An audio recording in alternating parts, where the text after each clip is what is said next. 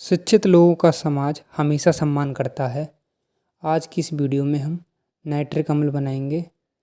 मेरे प्रिय केमिस्ट्री के विद्यार्थियों, स्वागत है आपका आज की इस वीडियो में। मैं विनीत सिंह आज आपको पढ़ाने जा रहा हूँ ऑस्टवाल्ड विधि नाइट्रिक अम्ल की। नाइट्रिक अम्ल के हम रासायनिक गुण जानेंगे, नाइट्रिक एसिड के हम उपयोग के बारे में भी जानेंगे। ये परीक्षा में काफ़ी बार पूछा जा चुका है, तो इसलिए आपके लिए बहुत ही इम्पोर्टेंट रहेगा ये प्रश्न। नाइट्रिक अम्ल आपको ऐसे लगेगा जैसे आप लैब में खड़े होकर बना रहे हों। चलिए इसे स्टार्ट करते हैं नाइट्रिक अम्ल को। तो ओस्टवाल्ड विधि का सिद्धांत। ओस्टवाल्ड ये वैज्ञानिक थे जिन्होंने 1902 में पहली बार नाइट्रिक अम्ल का निर्माण किया था। तो उन्होंने किस किस चीज़ों का उपयोग किया उसके बारे में हम पढ़ेंगे। ओस्टवाल्ड विधि में प्लेटिनम उत्प्रेरक की उपस्थिति में 700 से 800 डिग्री सेल्सियस पर अमोनिया का वायु द्वारा नाइट्रिक ऑक्साइड में ऑक्सीकरण कराया जाता है, तो हमें नाइट्रिक ऑक्साइड प्राप्त होता है। चलिए देखते हैं एक अभिक्रिया। अमोनिया लिया हमने सबसे पहले, अमोनिया में ऑक्सीजन मिलाया, तो अमोनिया के 4 अणु होंगे, ऑक्सीजन के 5 अणु। इसे बैलेंस करने के लिए एक क्वेश्चन बनता है, उत्प्रेरक याद रखना है। प्लेटिनम उत्प्रेरक होता है ओस्टवाल्ड विधि में नाइट्रिक अम्ल की। तो हमें क्या प्राप्त हुआ इसमें? Nitric oxide. सूत्र याद करना है, NO सूत्र होता है। 4 अणु इसमें नाइट्रिक ऑक्साइड के हो जाएंगे। इसके बाद हमें इसमें जल प्राप्त होता है और जो ऊर्जा होती है वो सब निकल जाती है। कितनी निकलती है? 21.6 किलो कैलोरी ऊर्जा इसमें निकल जाती है। उसके बाद नाइट्रिक ऑक्साइड का वायु की ऑक्सीजन द्वारा नाइट्रोजन डाइऑक्साइड में ऑक्सीकरण करके इसे जल में अवशोषित करने पर तनु नाइट्रिक अम्ल बनता है। तो नाइट्रिक ऑक्साइड लिया, 2 अणु नाइट्रिक ऑक्साइड के, उसमें ऐड किया हमने ऑक्सीजन, वायु की ऑक्सीजन O2। फिर हमें क्या प्राप्त हुआ इसमें? Nitrogen dioxide NO2। तो नाइट्रोजन डाइऑक्साइड प्राप्त हुई। इसमें 2 अणु होंगे हमारे नाइट्रोजन डाइऑक्साइड के, इसे बैलेंस करने के लिए। उसके बाद हमें नाइट्रोजन डाइऑक्साइड में जल मिलाया जाता है, तो हमें इसमें नाइट्रिक अम्ल और नाइट्रस अम्ल प्राप्त होता है। इस नाइट्रिक अम्ल का हम दोबारा से आसवन करते हैं, फिर हमें इसमें शुद्ध नाइट्रिक अम्ल या तनु नाइट्रिक अम्ल हमें इसमें प्राप्त होता है। नाइट्रिक ऑक्साइड प्राप्त होती है और इसमें जल भी हमें प्राप्त होता है। तो इस प्रकार ओस्टवाल्ड विधि का सिद्धांत हुआ हमारा। इसके बाद हम विधि जान लेते हैं कि कितनी मात्रा में हमें अमोनिया लेनी है, कितनी मात्रा में हमें ऑक्सीजन लेनी है।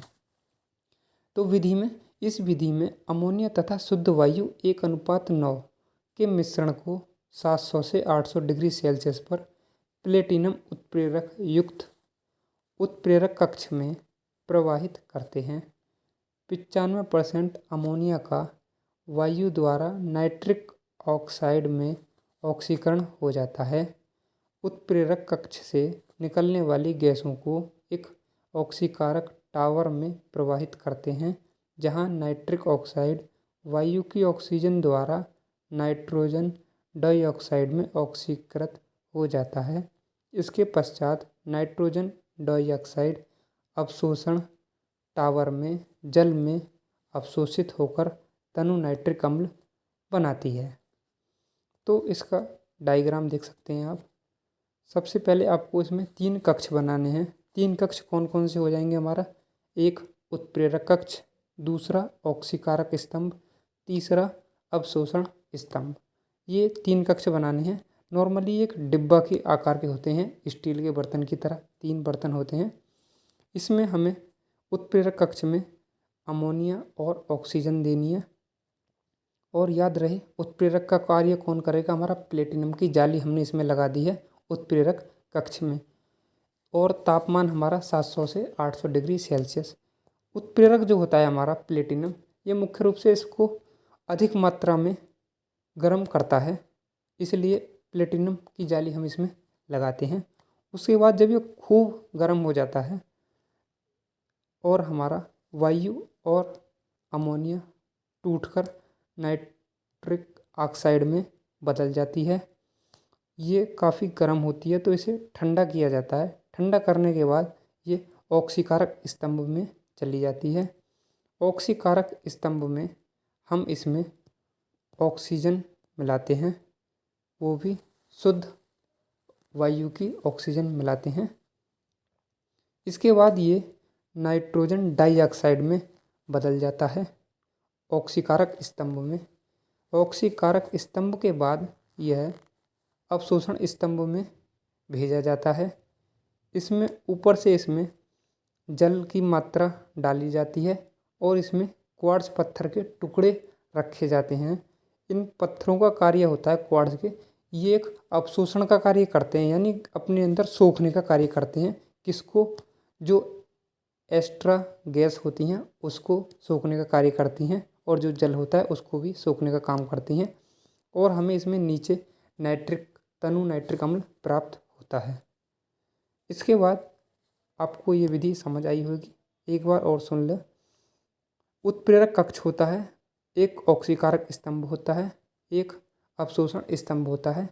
इन तीनों के माध्यम से हमें नाइट्रिक अम्ल प्राप्त होता है, तो इस विधि को ही हम ऑस्टवाल्ड विधि कहते हैं। इसके बाद हम इसकी रासायनिक अभिक्रिया के बारे में जान लेते हैं विद्यार्थियों।